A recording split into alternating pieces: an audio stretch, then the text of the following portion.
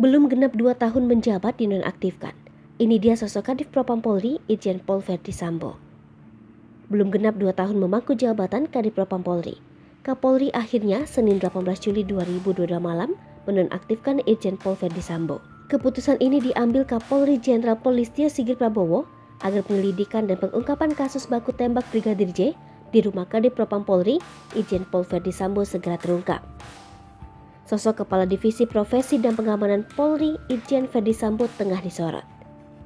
Ini karena insiden baku tembak yang terjadi di rumah dinas Verdi di kawasan Duren 3, Jakarta Selatan, yang melibatkan 2 personil kepolisian, Brigadir Nopriansyah Yosua Huta Barat alias Brigadir J dan Baradae. Dalam peristiwa yang berlangsung pada Jumat 8 Juli 2022 tersebut, Brigadir J tewas dengan 4 luka tembak. Belakangan, Polri mengungkap bahwa Brigadir J merupakan personil Badan Reserse Kriminal Polri yang diperbantukan di Propam sebagai sopir Irjen Verdi Sambo.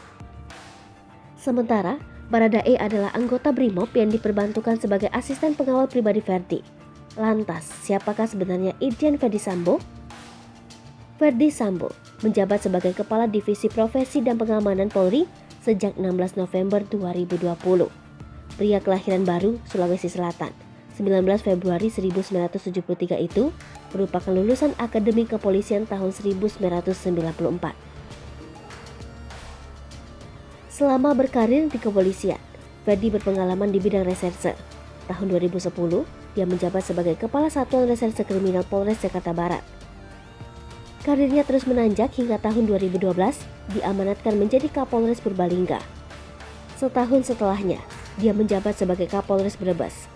Tahun 2015, Verdi menjabat sebagai Wakil Direktur Reserse Kriminal Umum Polda Metro Jaya.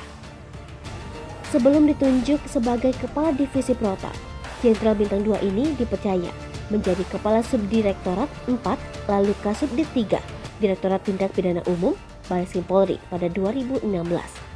Hampir 3 dekade berkiprah sebagai anggota kepolisian, Verdi pernah terlibat dalam pengungkapan sederet kasus besar seperti bom Sarinah Tamrin 2016, kasus kopi mengandung sianida 2016, surat palsu tersangka Joko Chandra 2018, hingga kebakaran di Gedung Kejaksaan Agung Republik Indonesia 2020.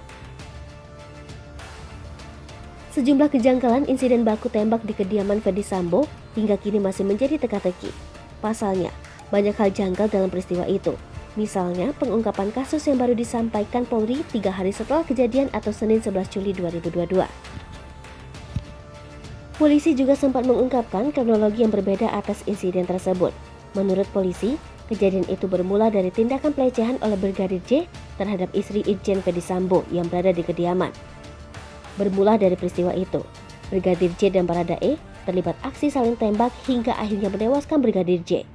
Namun, saat kasus ini hendak diusut, seluruh kamera CCTV di rumah Irjen Verdi Sambo ternyata mati lantaran dekodernya rusak. Ihwal janggal lainnya yakni sejumlah luka sayat di tubuh Brigadir J yang diungkap oleh pihak keluarga. Menurut keluarga, selain luka tembak, di jasad Brigadir J juga ditemukan luka senjata tajam di bagian mata, hidung, mulut, dan kaki. Bahkan, 2 ruas jari Brigadir J dilaporkan putus. Tak hanya itu, keluarga sempat dilarang melihat jasad Brigadir J saat jasad mendiang tiba di Jambi pada Sabtu 9 Juli 2022. Hai pemirsa Sri Popo TV, jangan lupa komen, like, dan subscribe, serta tonton terus berita-berita terupdate